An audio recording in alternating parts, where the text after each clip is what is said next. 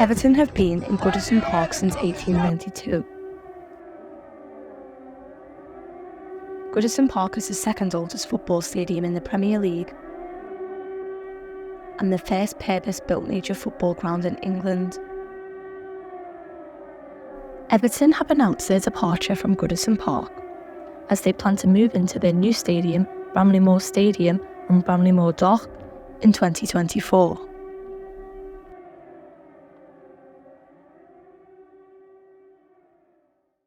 I don't think anything's going to happen to Goodison. This is my thoughts. I don't think anything's going to happen to Goodison for quite a while, because financially, they're going to be tied up. Completion of Bramley Moore. I don't think on that in 2 years' time there's going to be money in the kitty to do something. Because I can see that staying as it is for quite a while. And maybe the ladies could. And this is just my opinion, right? But I think the project is at some point is to give it back to the community. And David Bond, the licensee and general manager at the famous iconic Windsor on Goodison Road, right across from Goodison Park.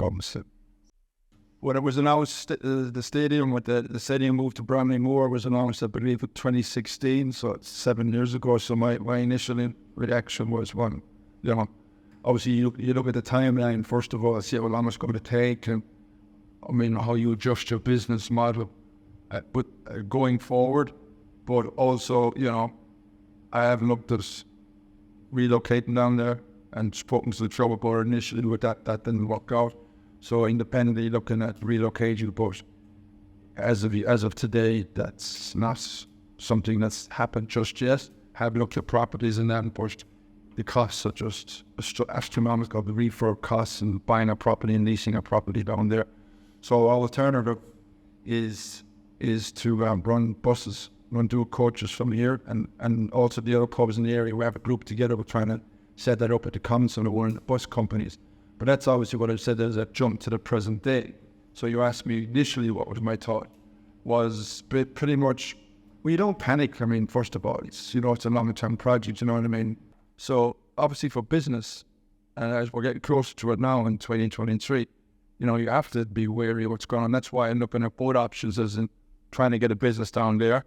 And if that fails, which is a good possibility that could happen, down to financial purposes and nothing else really. I want to be down there, but finances it's not an easy option, because anyone who buys down there, you see that the buildings they're from the 1890s, so they're in a right state. To get them just the high spec, cost a lot of money, and anyone who owns property down there has just jacked up the price by about 500% from what it was 7 years ago. You know what I mean? As they know, it's now a prime location across from the football stadium. So yeah, I'm looking at both options. The easier option is to stay there and to run buses, but you're going to lose out on turnover, obviously. But you got to wait up and see, if you invest down there, how long is it going to take you to recoup that? So, it's a balancing act. Obviously, there's a lot of local businesses, pubs, shops, and things like that have relied a lot on sort of foot traffic and the match day bustle and stuff like that. So, and even the residents of areas around here that, are so used to the football and the kind of tourism and excitement that it brings. So I think it will be missed by people like that. So I'm Sarah Halpin. I am a presenter with Everton Football Club and content creator with Everton. I also work with the men's team and the women's team. I've been doing that for about 5 years now. I'll miss Goodison so much. Hopefully I'll still be working there and get an opportunity to do some work at Bramley Moore Dock, because that in itself would just be incredible, and I'd imagine the facilities will be second to none. But I'm a sentimental person. I'm old school. I love old school stadiums. I love going to the ground, and for so many of us, that ground holds countless memories, good, bad, devastating, elating. It's somewhere that to me makes me think of family. My granddad, who's no longer with us, and my dad, cousins, sisters, uncles, aunts, friends. It's going to be very, very difficult to leave Goodison Park because amongst the excitement of a new stadium, it's always at the back of your mind that you're going to go to Goodison Park for the last time. And when you've been going there for the best part of 50 years, and when you've been working there, I've only missed one home game in the last 20 years. So it's going to be very, very difficult to leave Goodison Park. I think I'll be frog launched out at about 4 o'clock in the morning, or I'll be in there when the bulldozers come in. It'll be like a death in the family. Darren Griffiths, Everton Football Club, part of the media and communications team, and I've been here for 28 years. Undoubtedly, we need a new stadium because as much as we all love Goodison Park, and everybody that's been to Goodison Park loves it because it's such an iconic stadium, there's history in every brick. And I first went there when I was 6. I was quite excited by it. I've been fortunate enough to do some filming down in the new stadium. So I went there when it was literally still a dock, just like a massive, massive swimming pool, if you like. And I thought, why have we picked here? Everton do not plan to sell Goodison Park, but in fact plan to turn it into a Goodison legacy project, which will benefit the community. I mean, the good thing is, I think with Everton in the community and the work that they've got planned to kind of regenerate this area of North Liverpool, and Everton in the community are an absolutely incredible organisation. I think, you know, that's going to go a long way, and I've seen the plans and I'm really excited to see them. But obviously there's a lot of local businesses, pubs, shops and things like that have relied a lot on sort of foot traffic and the match day bustle and stuff like that. So, and even the residents of areas around here that, you know, are so used to the football and the kind of tourism and excitement that it brings. So I think it will be missed by people like that. It's just going to be, fantastic for everybody.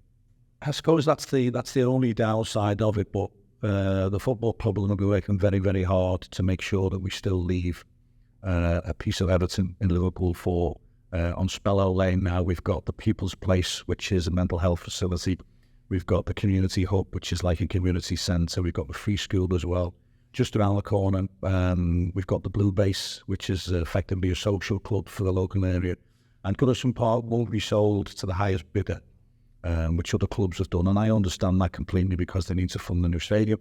Ours will be a Goodison legacy. So there'll be affordable accommodation.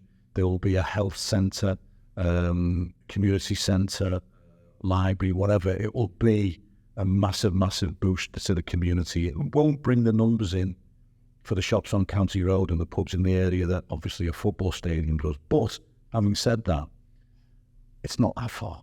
A lot of clubs may have just sold the land for housing, but with ourselves, we had like 4 key objectives from the outset in terms of what we want to achieve with that kind of Goodison Park legacy. So one was non-abandonment of that L4 area. We've worked there for decades ourselves, so we wanted to make sure that we're not going to abandon that community. These 4 in total, that was one, non-abandonment. Another one was about making sure it's financially viable, that it's sustainable. It's not going to be something which we build and then a couple of years down the line we can't sustain. We want to make sure that once it's built and operational, it is long lasting.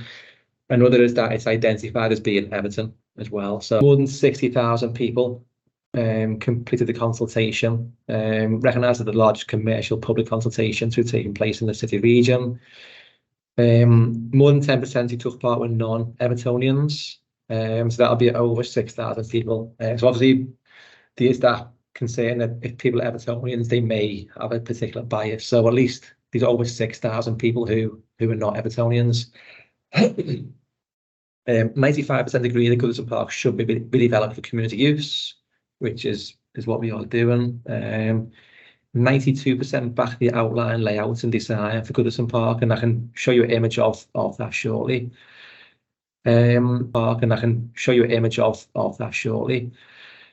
No matter how the data is cut, none of the responses to questions dip below 80% of support. So if you pull out all the non-Everton fans, so that 6,000 plus, and look at them on their own, it would have been more than 80% support. If you look at Liverpool fans, again, more than 80% of those were in support. And then regardless of age, whether it's young people, old people, and also geographic location. So people living in L3 or L4. And then in terms of L4 in particular, 91% of those who live in L4 supported the club's legacy plans and footprint here. So what was the football pitch? What was the existing stand? And then the car park space as well. So as I say, that centre circle will continue. As I say, the health zone in this section here, and the housing, a youth enterprise zone, retail leisure to help with that kind of financial sustainability, the landscape and as much green space as possible, high quality housing, and then an education zone as well. Bramley-Moore Dock is a semi-reclaimed dock on the River Mersey in Liverpool. Bramley-Moore Dock will have the capacity of around 52,000 people, which is nearly 12,000 more than Goodison Park. The excitement of the new stadium is overwhelming for fans, although this just reminds them they will be visiting Goodison Park for the last time.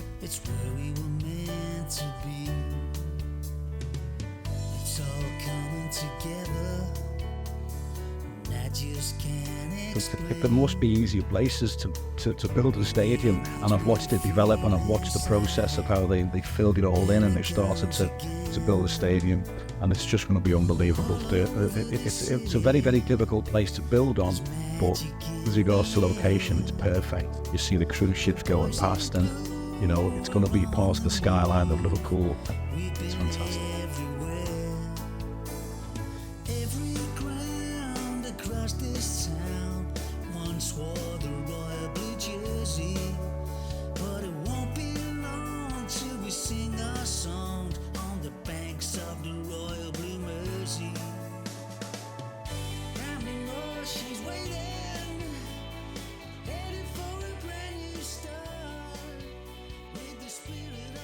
You know, some people will still go to the pubs on County Road, they'll still go to the pubs on City Road and what have you, and then make their way down to the front.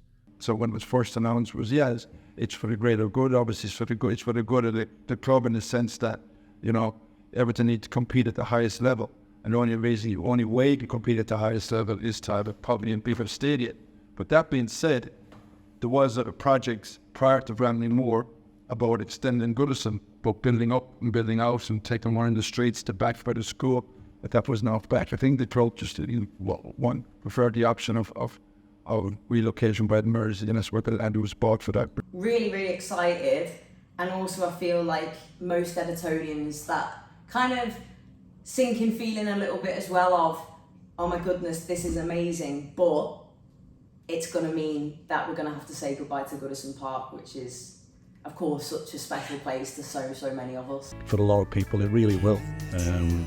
You know, everybody knows how big a part Everton Football Club plays in people's lives, and Goodison Park is an essential part of that. So going to Goodison Park every 2 weeks has been routine for some people for 60, 70 years, and for that to be taken away, okay, we've got the excitement of a new stadium, and that will be fantastic, but I just can't bring myself to think about the last game at Goodison just yet.